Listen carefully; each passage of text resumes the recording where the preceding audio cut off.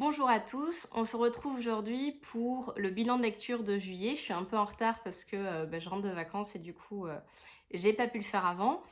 Et on commence tout de suite. Alors, juste pour je faisais ce mois-ci, le mois de juillet, j'étais toujours en train de faire le Traveling Challenge. Le pays du mois, c'était l'Afrique du Sud.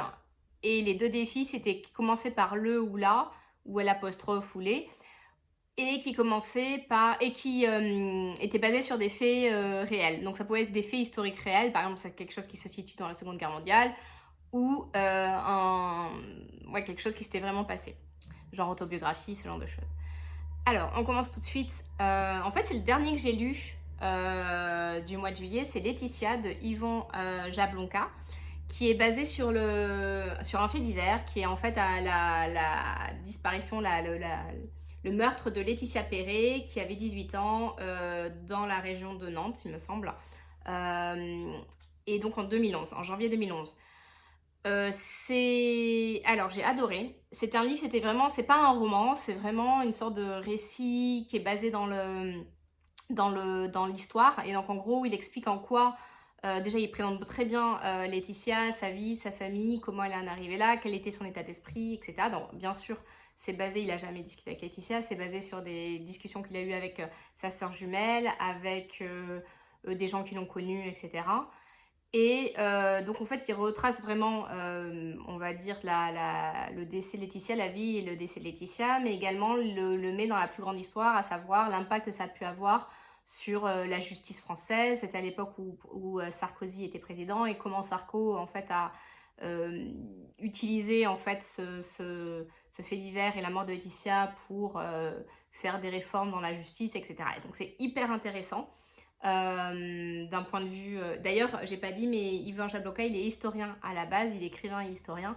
Du coup, c'est pour ça que c'était beaucoup plus large que juste la mort, la description de la mort de Laetitia. Voilà. Franchement, parce que tiré, je pense qu'il fait plus de 400, 400 et quelques pages sur une jeune fille de 18 ans qui n'était ni connue ni... Enfin, qui n'avait pas fait grand-chose de particulier pour être connue avant, malheureusement. Voilà, c'était vraiment une bonne découverte. Pas un coup de cœur, mais une très bonne surprise. Le deuxième, c'était la lecture commune du mois de juillet dans le Travel Challenge. C'était Le Tatoueur d'Auschwitz de Heather Morris. Désolée, je recule un peu. Où en fait on va suivre l'histoire du tatoueur d'Auschwitz. Donc c'est un juif qui a été engagé qui a été forcé à faire les tatouages pour les autres prisonniers qui arrivent dans le camp d'Auschwitz. Et lorsqu'il tatoue une jeune femme, il va tomber amoureux d'elle. Ah oui, elle s'appelle Gita. Et en fait, c'est leur histoire d'amour dans le camp d'Auschwitz et comment en fait ils s'en sortent. C'est la description, ils racontent en gros cette histoire d'amour. Donc si vous aimez bien les histoires d'amour dans des contextes difficiles, c'est parfait pour vous. J'ai bien aimé, j'ai trouvé que c'était un peu trop romancé presque pour moi, parce que c'est une histoire vraie. Et ça m'a pas touché autant que ça aurait dû, je vais dire. Mais je sais que toutes les filles de mon groupe qui l'ont lu, elles ont adoré, elles ont pleuré, etc. Donc plutôt bonne lecture. Moi, voilà, c'était... Ouais, ça m'a moins touché que ce à quoi je m'attendais. Euh, Troisième livre, c'est Harvey de Emma Klein. Alors, Harvey, donc c'est l'histoire d'Harvey Weinstein. C'est en fait les dernières 24 heures avant le jugement, enfin le jugement rendu pour l'affaire Harvey Weinstein. Weinstein, je sais jamais comment on dit. Weinstein. Et en gros, on est dans la tête d'Harvey pendant 24 heures et sa dernière journée de liberté, on va dire. J'ai pas trop aimé. Alors, j'ai trouvé que c'était une très bon concept, une très bonne idée. Après, j'ai trouvé que c'était aussi vite lu, aussi vite oublié. Et pas aussi coup de poing que ça pourrait être. Même si c'était intéressant de voir. Et on voit à quel point enfin, alors c'est totalement romancé, hein. Enfin c'est une histoire vraie mais c'est totalement romancé, on ne sait pas ce que Harvey Weinstein pensait à ce moment-là, mais en gros il est persuadé qu'il va être acquitté. Il est persuadé, il est déjà en train de travailler sur ses prochains projets, etc. Il est persuadé qu'il va être acquitté. Et de voir à quel point il ne se rend pas compte de la gravité des choses qu'il a faites, c'est quand même assez époustouflant. Et du coup, de ce point de vue-là, j'ai trouvé que c'était très intéressant. L'écriture était bien, sans plus. Enfin, j'ai pas de souvenir d'avoir détesté ou pas, mais je sais pas, ça l'a fait assez... ouais, ça l'a fait moyennement pour moi. Mais c'est aussi peut-être parce que je le lisais juste après Les Faire-Taire de Ronan Farrow, qui est là un long livre de 580 et quelques pages, très bien documenté. Ronan Farrow, c'est donc, comme tout le monde, comme son nom l'indique, le fils de Mia Farrow et de Woody Allen, qui est connu pour avoir été le premier... Alors je suis désolée, vous allez peut-être entendre ma machine à café qui se nettoie toute seule. Donc Ronan Farrow, c'est donc le fils de Mia Farrow et Woody Allen, et c'est le premier qui a en fait qui a commencé, en fait c'est le premier article qui a été publié dans le New Yorker, je crois, et c'est en fait la genèse de cet article sur les agissements de Harvey Weinstein et les pressions que lui il a subies personnellement, la chaîne de télé pour laquelle il travaillait également. Et d'ailleurs on voit qu'ils ont totalement la chaîne de télé, elle a totalement succombé aux pressions de Harvey Weinstein. Elle a bloqué la publication de l'article et la publication il voulait faire en fait à la base un reportage au journal, au Morning News, un truc comme ça, et en fait l'article, je sais même plus quelle c'est MSNBC je crois, voilà. Donc chez MSNBC ils ont totalement bloqué la sortie de l'article suivant les pressions de Harvey Weinstein.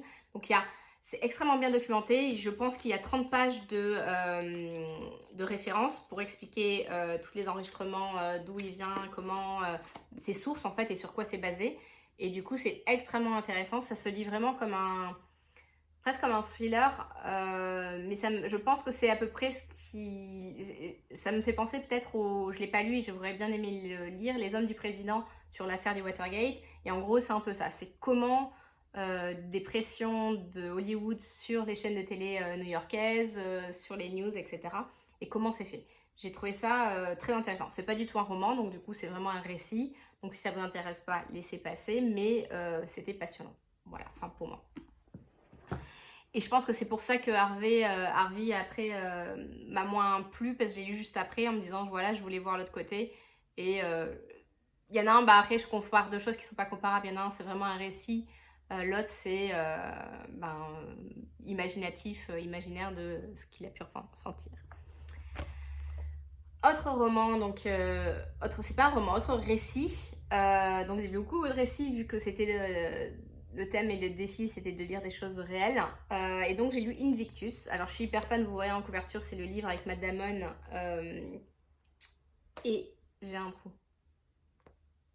Je sais même plus où, et Morgan Freeman. Voilà, je savais même plus. Donc les deux, j'avais adoré ce film, pardon. Je suis hyper fan de rugby en venant de Toulouse, donc voilà, et j'avais ce film me fait pleurer à chaque fois. Donc je m'attendais à quelque chose de similaire. Alors c'est pas du tout le cas.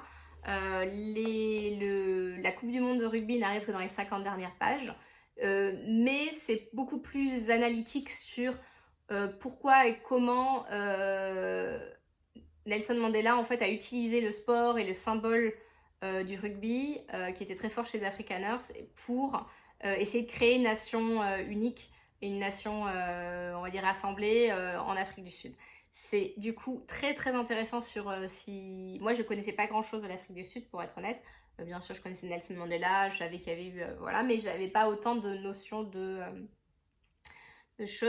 comment ça se passait et à quel point c'était un défi hyper difficile de rassembler les deux peuples, donc le peuple noir sud-africain et les Afrikaners. Et du coup c'était pour moi très très intéressant. Voilà, et en fait on commence assez tôt, quasiment avec l'emprisonnement, même avant l'emprisonnement de Nelson Mandela, et toujours avec un focus sur comment il va utiliser la culture populaire afrikaners pour créer du lien entre les peuples. Donc voilà, très intéressant aussi. Voilà. Il y a d'ailleurs pas mal de photos, j'ai beaucoup regardé les photos, enfin il y a quelques photos au début sur les vrais personnages qui ont été vraiment... voilà, comment ils ont été faits et franchement c'était un très bon récit. Autre livre très différent, donc La Vague de Todd Strasser, qui est un livre qui a été écrit, je ne sais plus quand, mais en fait c'est basé sur une histoire vraie qui s'est passée dans les années 60-70 en Californie, où un jeune prof d'histoire qui présentait la Seconde Guerre mondiale, en fait, on le voit dans le livre, c'est vraiment...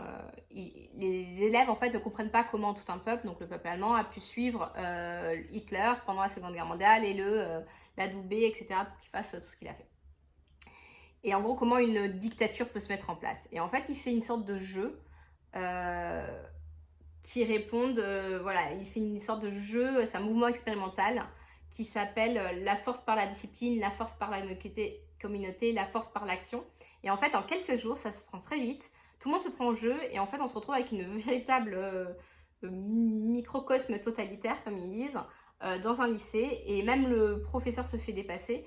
Et en fait, c'est très intéressant de voir comment très vite les choses peuvent tourner. Apparemment, il y a un film qui a été fait dessus. Alors, l'histoire vraie, ça se passe en fait en vrai en Californie. Je crois que le film était un film allemand, donc ils l'ont mis en Allemagne. Et en fait, comment en fait cela... D'ailleurs, le sous-titre est bien. Cela commence par un jeu et finit en dictature. Et donc, ça fait un peu froid dans le dos de voir à quel point ça pourrait revenir. Je trouve qu'il manquait pour moi un petit peu de profondeur quand même sur certains points. Sur le pourquoi, comment... En fait, c'était assez... En fait, je trouve qu'ils n'allaient pas assez dans le pourquoi les gens étaient... Enfin, un petit peu. Il y en a surtout un ou deux, on voit un petit peu pourquoi ils sont complètement... enthousiasmé par ce côté totalitaire. C'était par exemple un qui était un peu à part, etc., qui se retrouve à faire partie d'une communauté, donc c'est pour ça qu'il a un truc. Mais on voit aussi quelques élèves qui du coup se soulèvent contre ce système. Enfin, j'ai trouvé ça très intéressant. Je dirais pas que c'est un très bon livre, mais j'ai trouvé ça très intéressant. Voilà. Alors, un que j'ai lu aussi vers la fin juillet, c'est La petite communiste qui ne souriait jamais. Alors celui-là, il était dans ma palle depuis très longtemps, ça faisait très longtemps que je voulais lire, parce que c'est l'histoire donc de Lola Lafont. J'avais adoré Chaviré de Lola Lafont, qui est sorti en octobre dernier, je crois, ou novembre dernier, qui était en liste d'ailleurs pour le concours.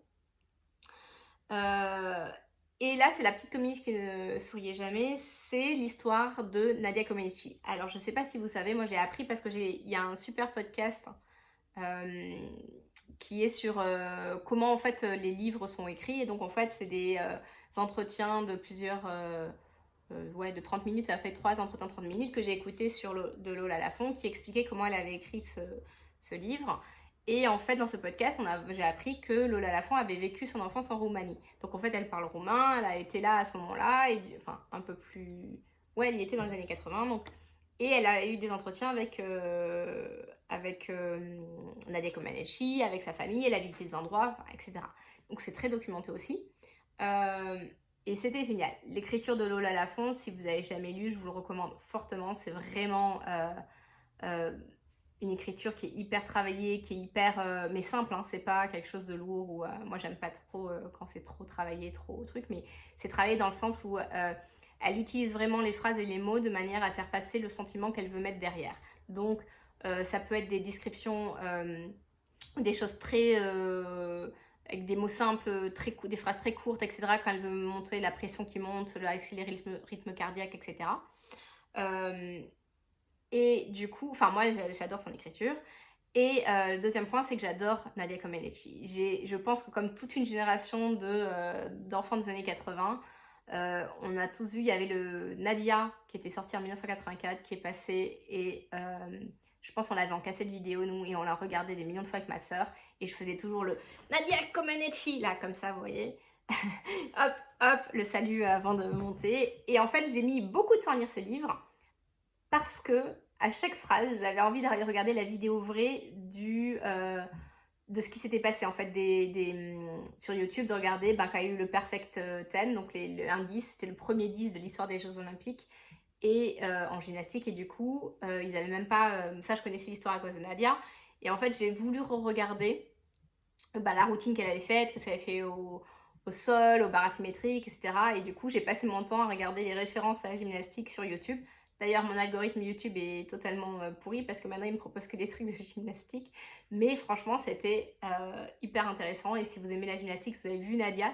D'ailleurs, première chose que j'ai fait en rentrant de Grèce où j'étais en vacances, c'est que j'ai regardé le film Nadia qui est disponible sur YouTube dans une qualité assez pourrie, mais c'était pas grave, j'étais trop contente. Donc voilà, c'est vraiment l'histoire de Nadia Comaneci depuis son enfance jusqu'à ce qu'elle commence la gym, on va dire, tout au début, jusqu'à ce qu'elle fuit pour les États-Unis. Et franchement, enfin, voilà, je recommande fortement. Alors, je vais pas passer à ces quatre là, je vais faire après. Alors, histoire, alors, assez différent, mais j'ai L'ami impossible de Bruno de Stabenrath, qui est sur l'affaire Dupont-Ligonnès. Alors oui et non, c'est pas que sur l'affaire Dupont-Ligonnès. Il se trouve que Bruno de Stabenrath est adolescent au lycée à Versailles avec Xavier Dupont de Ligonnès, pardon. Et du coup, c'était un de ses amis. Alors, il y en a pas mal qui ont dit oui, Bruno, il a utilisé, j'ai eu quelques commentaires quand j'en ai parlé de ce livre, il a utilisé le fait qu'il était au même lycée pour romancer le truc et se faire mousser, ce qui est certainement vrai. Et en même temps, je m'en fiche, c'est le principe même d'un roman, c'est pas forcément vrai, c'est pas forcément 100% exact, mais j'ai trouvé ça hyper intéressant. Donc il y a vraiment 2-3 parties, on va dire. La première, c'est la rencontre où Bruno était déjà, il jouait déjà dans des films. Il a commencé à 15-16 ans et ils se sont rencontrés, sa rencontre au lycée à Versailles. Et donc on voit vraiment, c'est une adolescence normale versaillaise, bourgeoise, où il raconte du coup toute cette partie-là. Ensuite, il y a la partie vraiment de jeune adulte, ou d'ailleurs jeune adulte jusqu'à 35-40 ans, où on voit Bruno de Stabenrath là, qui a du coup son accident. Je sais qu'il a fait un autre livre dessus que je n'ai pas lu, mais donc il parle de là. Il parle de comment en fait Xavier Dupont de Ligonnès, qui a été élevé par sa mère comme le Messie, parce qu'elle a créé une petite secte où ils portent tous des noms de fleurs. Je crois que lui c'est Jacinthe, je sais plus. Et du coup, comment lui, il est extrêmement déçu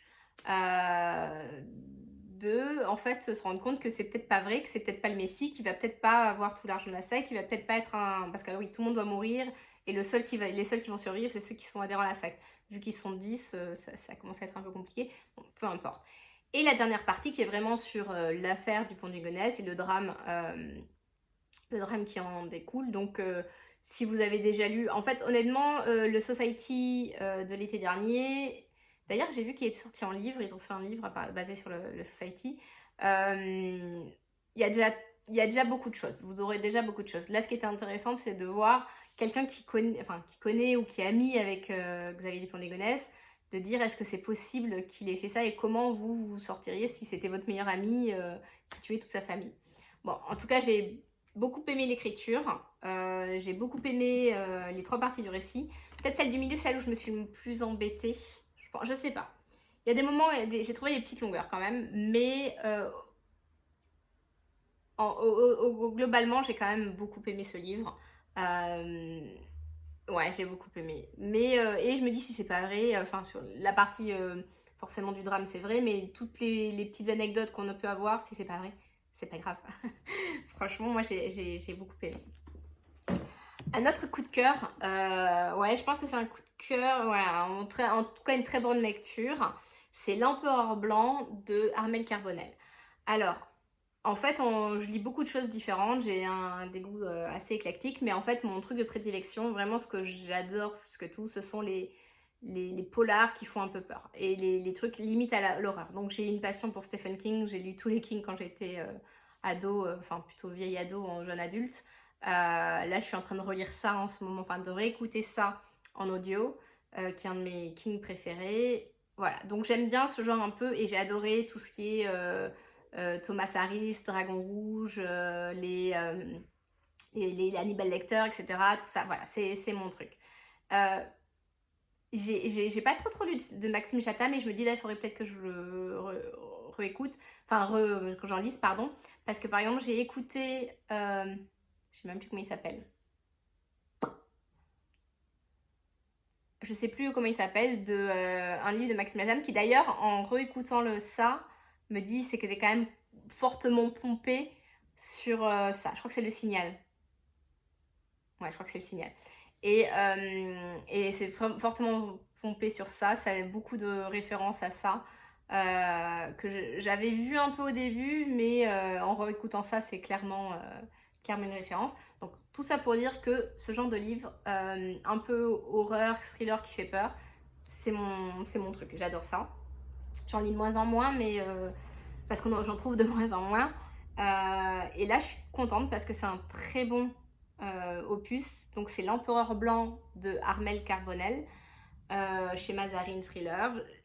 C'est en gros 5 auteurs de romans noirs qui se retrouvent dans une maison isolée où il s'est passé quelque chose de terrible en 1965. Où en fait il y a un écrivain noir qui aurait été assassiné par le Ku Klux Klan.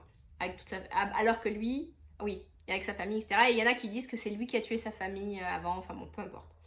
Et en gros, on se rend compte que le week-end passant, les auteurs, là, les 5 auteurs de polar, parce que c'est des auteurs de polar, de romans noirs, disparaissent les uns après les autres.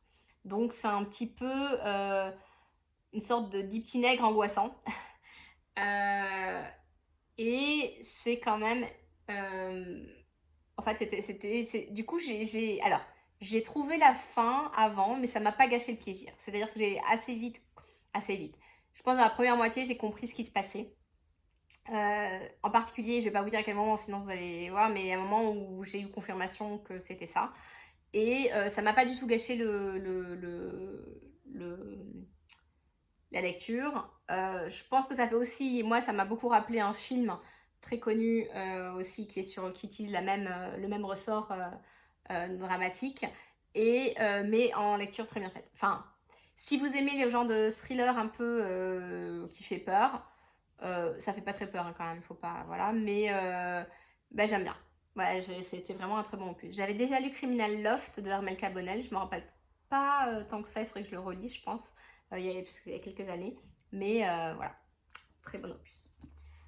Je pense que c'est les seuls que j'ai eu dans le cadre du défi, ouais. Alors, les 4 prochains, j'en ai encore le 4, si je ne me trompe pas. Alors, 1, 2, 3, 4, 5, 6, 7, 8, 9, c'est ça. Donc j'en ai encore 4. Et ces 4, en fait, m'ont été offerts, envoyés gratuitement par Pocket dans le cadre de prix de la Nouvelle Voie du Polar. Donc, vous voyez, c'est la sélection La Petit Macaron, prix Nouvelle Voie du Polar. Alors, comment ça se passe? J'avais candidaté du coup pour être jury, j'ai été sélectionnée. Je pense qu'on est pas mal, hein, on est assez nombreux, d'après ce que j'ai vu sur Instagram. Et en fait, je crois qu'il y avait la première sélection a été faite par des libraires qui avaient sélectionné 10 livres, je crois. Donc, je ne sais pas si c'est 10 ou 5 et 5. Dans chaque catégorie de polar étranger, polar français. Et donc, nous, on devait lire 2 polars étrangers. Donc, les 2 polars étrangers, c'était Angela Marson's Le pensionnat des innocentes et Une famille presque normale de M.T. Edwardson. Tandis que pour les 2 français, c'était Et avec votre esprit d'Alexis Lepsker et Vincent Ortiz pour Seul refuge. Alors les 4 sont très différents, c'était extrêmement intéressant de voir ces 4. J'ai commencé par Le pensionnat des innocentes de Angela Marsons. Alors, je suis embêtée parce que en fait, j'ai pas aimé le personnage principal, mais vraiment. Elle m'a complètement gonflée à faire... en fait, à faire n'importe quoi, à montrer c'était une badass, donc elle veut rentrer toute seule, et donc se jeter toute seule. Et en fait, c'est ça ce que je dis, de se jeter toute seule à la fin dans la... Oh, mais si j'allais en pleine nuit dans le repère, là où je pense qu'il y a le tueur, toute seule sans prévenir personne. Ça me saoule. J'ai envie de dire, il n'y a pas besoin de ce genre de ressort narratif stressant. Enfin, si on fait déjà tout bien, il peut y avoir du stress, il peut y avoir de l'angoisse, il peut y avoir du suspense. Là, ça m'a gonflé. Et en plus, il y avait quand même pas mal pour moi d'erreurs de temporalité, c'est-à-dire que ils ont eu une journée harassante, ils n'en peuvent plus, ils rentrent. Et là, ils rentrent, il est 15h. J'ai envie de dire, mais je comprends pas bien s'il est 15h. Alors, est-ce qu'ils sont décalés et qu'ils commencent très tôt et qu'ils finissent? Ok, pourquoi pas. Également, elle rentre très tard à un moment donné, à notre moment donné, à 1h du matin. Et là, elle se met à faire tout le pendant 2-3 heures du ménage, du machin, et là elle repart le lendemain et on ne dit pas qu'elle est crevée, genre à 5 heures, elle dort quand. Enfin, il y a des choses qui paraissent pas tout à fait plausibles. Voilà. Après, c'est pour montrer qu'elle est dédiée, elle est tout entière dédiée à son boulot. Bon, voilà. En fait, j'ai eu beaucoup de mal avec le personnage principal. Heureusement, il y a beaucoup de personnages secondaires qui sont hyper intéressants, qui sont hyper sympas. L'intrigue est assez intéressante. En gros, il y a des gens qui disparaissent. Et en fait, on comprend assez vite, donc je crois que c'est plusieurs gens qui disparaissent, non, pardon. Plusieurs gens qui sont tués, et en gros, on se rend compte assez vite que c'est lié à des disparitions qui ont eu lieu 20 ou 30 ans avant dans un pensionnat de jeunes filles, qui étaient des jeunes filles de la DAS, en gros, qui avaient été abandonnées. Et en gros, on comprend assez vite que c'est lié à ce pensionnat. Voilà, et dans ce pensionnat, hier, pas loin, on retrouve un cadavre, etc. Ça se passe du coup en Angleterre, dans une région où il y a beaucoup de chômage, etc. D'ailleurs, ils en parlent beaucoup dans le derrière, mais en fait, on n'en parle quasiment pas, il me semble, dans ce livre. Dans le livre, mais... Alors, je peux pas dire que j'ai pas passé un bon moment, j'ai passé un bon moment. C'est juste que j'ai vraiment détesté